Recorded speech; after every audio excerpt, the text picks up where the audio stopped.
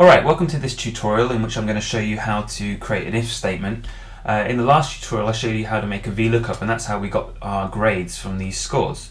Now what I want to do is write an if statement that says if the student got a C or above, they've passed. If they didn't get a C, then they'll have to retake the test.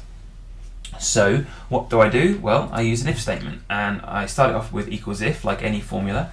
Open the brackets, and it comes up with a message. So the first message says logical test. Now this is the test that you want to perform. So I want to see if this grade is a C or above. Well, I don't want to look at the letter. Really what I want to do is look at the score. So what I'm going to do is, if this score is greater than or equal to this score here, and I'm using that score just in case I decide to change my boundaries.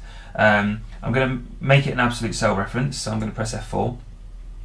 If it's greater than or equal to that score, that means they've passed. So I press comma, and it says here, value if true. Well, I want it to say the message passed, so I'm going to put that into speech marks, finish that one with a comma. Now I want it to say retake if they've not met that condition, so value if false. So again, I'm going to use speech marks and type in retake. Done that, close your brackets, and it should be done. Click on that, drag it down, and I should see that some of them say retake, some of them say passed. I'm just going to line it up to make it easier to read, and we're done. The next tutorial will look at using conditional formatting to color code these things.